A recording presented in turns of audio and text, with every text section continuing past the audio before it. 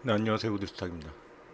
지난 시간에 이어서 나스닥 ETF 운영 신호라고 표현하더라고요. 제가 저번 시간에 올려놨더니 관심 있으신 분 문자 주세요 해서 한 7분 정도 통화를 했는데 공통점이 뭐냐면 일단은 요 신호 체계가 정상적으로만 운영이 되면 뭐 괜찮겠다. 뭐 금액이 한정적이고 대부분 저희 회원님들은 이제 직장 생활 하시잖아요. 근데 많이는 못 벌 것 같은데 그래도 잃지는 않을 것 같다는 게 결론이에요. 근데 아직까지 조금 잘 뭔지 모르겠다. 그래서 통화 나눈 분들하고 이야기하다가 공통점 두 가지를 제가 해결 방안까지는 아니고 한번 생각을 해봤어요. QQQ, 뭐 TQQ, SQQQ 해가지고 뭐 저기 유튜브 치면 꽤 많이 나오는데 대부분 하락 쪽에 대한 설명은 별로 없어요. 대표적인 게 그냥 어떤 특정한 구간을 이용해서 QQQ와 TQQQ의 균형을 이야기하는 게 제일 많아요. 왜 그러냐면 나스닥은 쭉 보면 한 10년 동안 계속 올라가고 있잖아. 그러니까 상승에 대한 것만 말씀하시는 것 같더라고요. 그것도 맞는 얘기죠. 근데 저는 손실 보는 걸 되게 싫어하는 사람이라서 균형을 맞추고 싶은 거예요. 조금 적게 벌더라도. 그리고 이제 두 번째로 많이 이야기하신 내용이 레버리지로 활용하면 되지 않냐. 그러니까 QQQ는 나스닥 대비 나스닥 1% 올라가면 QQQ는 똑같이 1% 올라가지 않지만 비슷하게 1% 올라가는데 레버리지를 쓰게 되면 3배 이상 올라가는. 근데 그게 되게 위험한 생각이에요. 위험한 생각인데 그것도 잘 이용하면 괜찮은 전략이 돼요. 그 다음에 세 번째. 아니, 상승하는 날이 훨씬 많은데 굳이 하락 쪽에도 배분을 맞춰줘야 되나?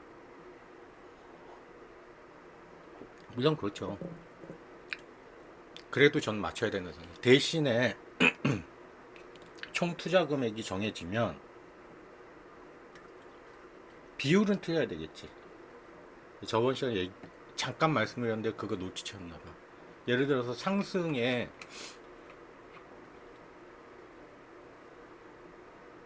예를 들어서 다시 한번 만약 500만 원을 가지고 한다면 상승에 한 65? 65% 하락에 45%. 그거는 제가 다시 한번 정리를 할게요. 요게 시뮬레이션이 되면 제가 빨리 해볼 텐데 이 시뮬레이션이 안 돼서 그냥 일일이 손으로 확인하면서 하는 거라서 좀 시간이 걸리는데 일단 비율은 틀려야 돼요. 상승하고 하락. 레버리지. 잠시만요. 네. 여기 저번 시간에 보여드렸죠. QQ키는 1배에 추정한다. 근데 이게 레버리지를 쓰면 훨씬 더 수익이 커질 거라고 생각하시는데 꼭 그렇진 않아요. 왜? 반대로 움직일 때는 손실이 배가 될 수가 있거든. 레버리지의 핵심을 알아야 되는데 뭐냐면 어디 갔어? 레버리지의 장단점을 정확히 알아야 돼요. 절호의 기회에서는 레버리지 쓴 게 맞아요. 근데 레버리지를 쓴다는 거는 위험 자산이 되는 거예요. 순간적으로 QQQ를 쓰다가 TQQ를 쓰게 되면 순간적으로 위험 자산이 되는데 위험 자산은 기여가 있으면 쓰긴 써야 되는데 보유 기간은 최소화해야 돼요. 그래서 제가 공동점을 한번 찾아봤어.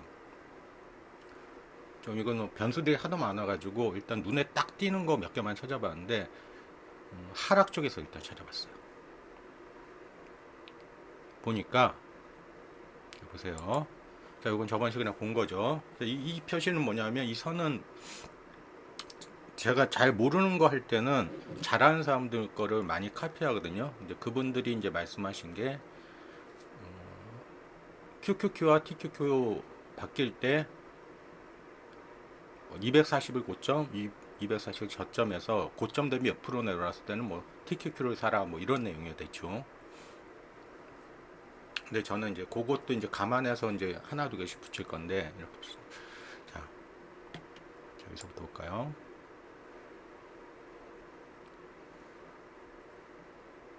나스닥은 항상 상승하니까 뭐 땡큐죠. 이런 구간에서 계속 QQQ를 끌고 가요.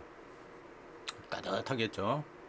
그러다가 청산시로 나면 하나 팔아주고 뭐 이런 식으로 이제 가져간다. 근데 쭉 보시더라도 물론 하락 구간이 큰 구간도 있어요. 근데 그걸 제외하고는 비율을 똑같이 가져가면 어떻게든 수익이 나겠죠. 이런 식으로 움직이다가. 근데 딱 보다가 특정 상황이 발생. 이건 공통적이더라고 제가 찾아봤는데. 요 표시 있죠. 요 표시가 나게 되면 평소에는 PSQ를 사고 있다가 요 신호가 딱 나오게 되면 SQQ로 갈아타는 거예요.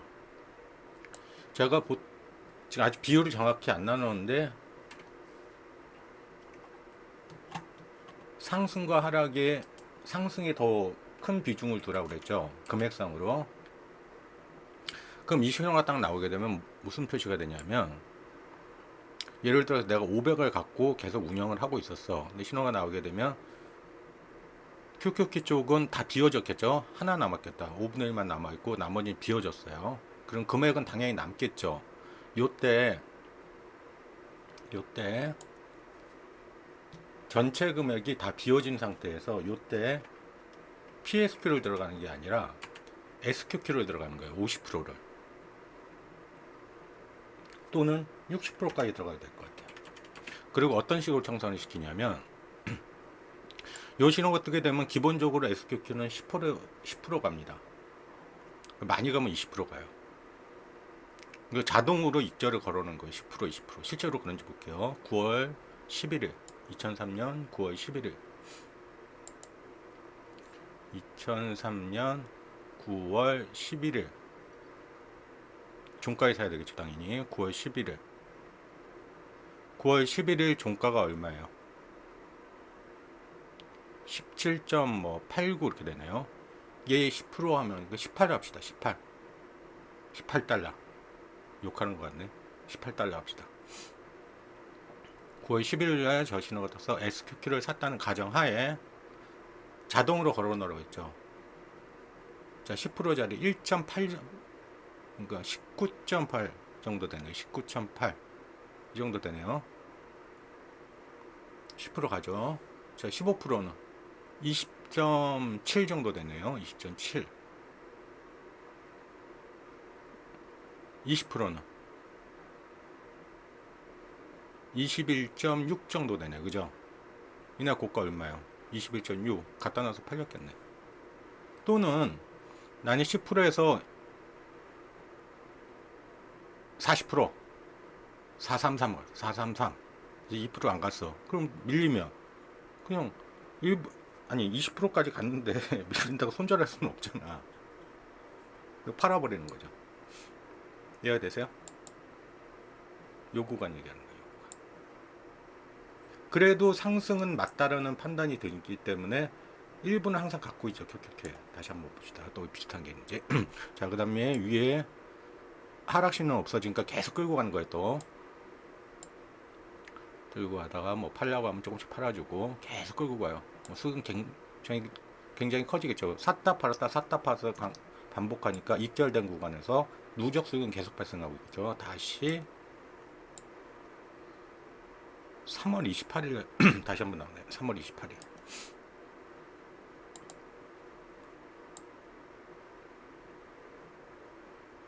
3월 28일 3월 28일 3월 28일 3월 28일에 종가는 얼마예요? 10.4 10.5 합시다. 10.5 10.5 그죠?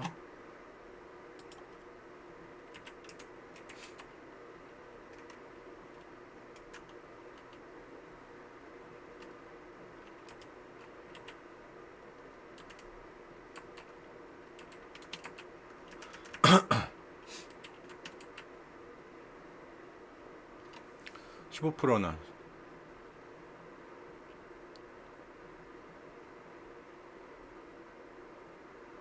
20%는 12, 그죠? 20% 가져가네 또. 그럼 싹 털어버려도 되고 밀리면 분절해버려도 되고. 항상 익절이 중요해요. 자, 나중에 또 한 번 나오네요. 4월 이거 금방에 나온 날이네. 이날은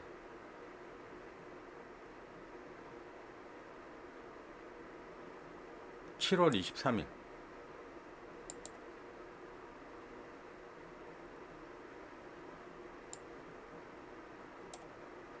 7월 아니다. 7월 23일.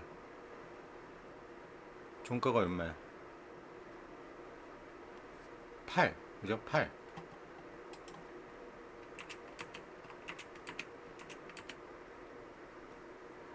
8 맞잖아. 그죠? 8. 20% 얼마예요? 9.6. 그죠? 근데 얘는 뭐 10일까지 갔네. 20%는 당연히 넘겨버리네. 이런 식으로 수익을 극대화시키는 거예요. 자, 그러면 내가 20%에서 팔게 되면 이제는 갈아타야 되죠. 다시 뭘 갈아타? SQQ 들어갔으니까 PSQ가 표시가 되대로 SQQ 들어가서 수익을 냈다면 그 다음에 PSQ로 갈아타는 거예요. 이해가 되세요? 상승 구간은 상승 구간대로 먹고 하락 구간은 하락 구간대로 먹는데, 하락 구간에서는 평소 움직임에서는 6대4로 할지 제가 7대3으로 할지 제가 다시 한번 정할 건데, 그 운영대로만 해주면 어떤 식으로 해도 깨지지 않는 스노우볼이 될 거예요. 괜찮겠죠? 이런 부분은 이제 나스닥 고점 부분이라서 왔다 갔다 하겠죠, 당연히. 그리고 그래도 방향만 잡아주면 그대로 간다. 지금 SQQ는 대략 위치를 잡았어요. 근데 TQQ는 굳이 써도 되나 하는 의문점도 듣고, 뭐 꼭 써야 된다면 써야 되는 자리들이 있을 거예요. 그럼 거기다가도 마찬가지로 레버리지 효과를 증대시킬 겁니다. 이해되세요? 떼돈을 벌 수는 없어요. 이거 갖고 누적 수익을 통해서 적금식으로 계속 수익을 늘려가는 거예요. 오케이, 여기까지.